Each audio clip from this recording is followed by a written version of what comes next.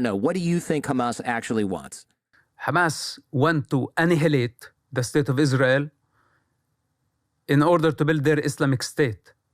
It doesn't stop there. They are looking for a global Islamic state. This is Hamas. So, of course, they can say, we are the victim. Israel is killing us. They can use the occupation as an excuse. They can say they killed many of us as an excuse. That they are looking for something that justifies their violence. And this is why we need to be very careful. No matter what, from this, they want pro-Palestine, I have no problem. Do it peacefully, okay? But in the meantime, make sure that you condemn a terrorist organization that want to annihilate a race, a religion, a nation that has contributed so much to the human life, so much to the human evolution. This is the Jewish people. And if we are not compassionate towards this, seeing things for what they are, then we have lost sight. Then we actually shooting ourselves in the head. This is what we are doing. So with that said, okay, you want to be pro-Palestine? First of all, get to know what Palestine is. You know, you will ask down the street, how many people, what Palestine? They don't know what Palestine is. You ask them, what was the name of the prime minister or the king or the president of Palestine prior to the establishment of the state of Israel? They don't know because there was no such a thing. Because Palestine is such a broad term. And it seems that many people are pleased to project their hatred through this. It's the human condition, it's the human delusion. I've seen it in the Middle East, and now I see it here in Manhattan. This is ridiculous. Go home. Go find the real life. Go find a job. Contribute to life instead of going against and after the most productive people in the universe. You know, the most intelligent people in the universe. This is something I came to realize in experience. So it's not acceptable. And this is Hamas propaganda. And those who follow Hamas lead, they're not only going towards self-destruction. They are ruining our civilization. And I love our civilization. It's not perfect, okay? And all civilizations are ought to fall. But this one, I want it to go for eternity because I think it's amazing. I love living in it.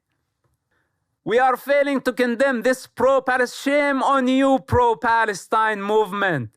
You don't have the capacity to say condemn Hamas. Hamas, a terrorist group. Hamas is designated by the United States of America as a terrorist organization for many, many years. And you as Americans, you don't have the power to just call things for what they are. Instead, you are escaping and going to blame Israel. I don't know what's the matter with this type of people. But anyway, whether they listen or not, Hamas is finished. Even if it means a regional war.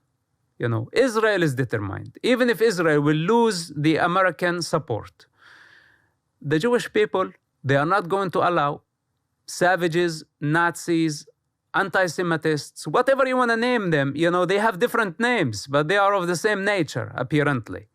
And everybody is just unmasking themselves. Like, it's very clear, basically. Because now it's chaos. And in chaos, this is when people actually show their true nature. So go on, project your hatred on Israel. But I tell you something, from someone who has experience with the Israeli intelligence community, the most powerful intelligence service in the world, that they are going after Hamas until the end of the day. It doesn't matter where they go. It doesn't matter how far they're going to go. Even if Elon Musk put them on Mars, the Israeli intelligence is going to go after them on Mars and blow them up there. I tell you, as someone part of the Israeli intelligence operation. So this is a promise. And for you to understand that this is the reality of the Israeli response, you should know that Israel is not going to give up. Not now, not this war. Because they will never allow Hamas to repeat this attack again, ever again. people will say, oh, he said he was part of the Israeli intelligence operation, or if they heard the previous episodes and know you worked with Israeli intelligence. A lot of people will say, look, this guy's just spouting Israeli propaganda. I'm not sure how we could ever convince those people otherwise, but what do you say to those critics of your message and say, you know, who say that you're simply parroting Israeli talking points? Look, it's the same thing with the people of Gaza. You know, when I first start convincing my father that violence is the end, you know, that was my private conversation with him. He refused. He insisted on that this is our right to defend ourselves. In his understanding, this is self-defense. To blow up universities, schools, synagogues, beaches, nightclubs, killing all type of people, Americans, teenagers, Europeans, Israelis, even Israeli Arabs died in Hamas terrorist attacks. So in his opinion, that was self-defense. It was impossible to rationalize with him, because if this was his delusion, it meant for him to die, to get out of the cave of his delusion, you know, looking at shadows and thinking that they are real. So anyway, even my own father I could not convince. And it did not stop there. I saved his life, you know, even though he was a convicted terrorist, you know, and because of my position within the Israeli intelligence, he was not touched, and he lived, and he's still living today because of my effort, you know, to save other people's lives and to save his ass from himself, you know. So basically, what was my reward? He disowned me.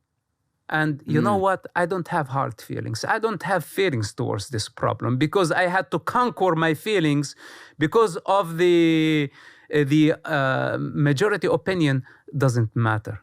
But did it end at the family level? It didn't end. The entire nation. Okay, if the sound of reason, in their opinion, means treason, then this is their problem. I am firm. I stand on a solid ground. I don't need validation from nobody. Even 7 billion clowns out there, you know, say you're wrong. Doesn't mean that I am wrong. So whether they're listening or not, it begins with words. Reject my words. Then you will have to deal with fire. This is my promise. You know, and this is what I've been saying from day one. You know, they wanted me dead to contradict them. And they convinced the whole society that this is a traitor. You know, but I lived long after their accusation. And I promise I'm going to live much longer, you know, than all their delusion and their lies. You know why they hate me very much? Because when they see me stronger 1,000 times when I was back in the region. And they hate to see this. They are counting that if I got shunned by the family, I go into the unknown, I have no support, and I will die on my own. But guess what? I learned how to walk on my own and to be alone. And this is what the model that I'm trying to express to all the useless, powerless, with no consciousness, with no human potential, that they cannot fight and say, screw this. Screw Hamas. I don't want to take part of this. You know, just jump off the fence. Get the f*** out of there. You know, run for your life.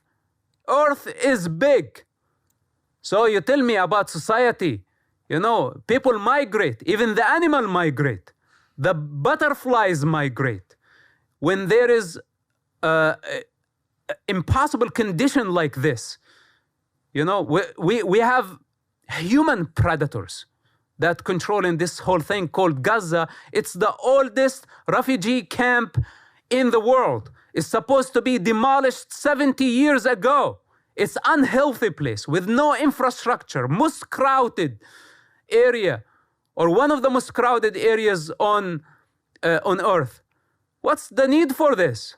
I don't mind, you know, people relocating. 2 million people can be relocated, going into the Arab world, wherever they want to go. Earth is big. Why to stay there under the rule of Hamas if you cannot fight Hamas? Are you at all worried that Hamas might come after you? I mean, you're not as much as when we met years ago, you were kind of like can I say, in hiding? I mean, you were located remotely, far away. Now you're more visible. Does that concern you at all? Look, Hamas does not scare me. They should be very scared of me. And I think by now, when they see what I'm capable of doing, they see me everywhere. My shadow, my projections everywhere. And I will continue to hunt them. Me, afraid of Hamas? And what's the worst actually they can do? What's the worst? If you think about it. Because in your calculation, you think that the death of the physical body is the end of the story.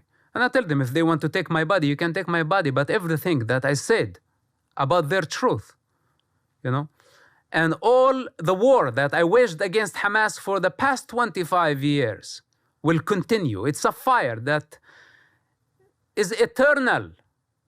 No man has the power to put it down. Not a government, not pro-Palestine movement, not intelligence service, not a majority of humanity can put the fire that I waged against Hamas for the past 25 years. This is what I've been in the work. What they want to come take this, behead me, try, and see if it's gonna work for anybody. I'm not scared of Hamas. I'm not scared of Al-Qaeda, of this low-life savages. They are the ones that should be afraid. And hence I say, when I say this, I'm just individual, but I represent many. I represent many in India.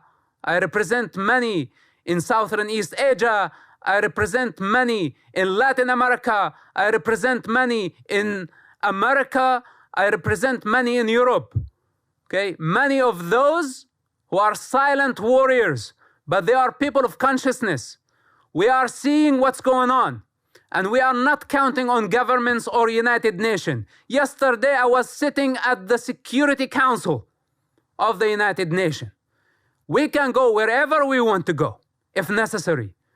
First, priorities. We are eradicating Hamas. We are after them. They are not after us.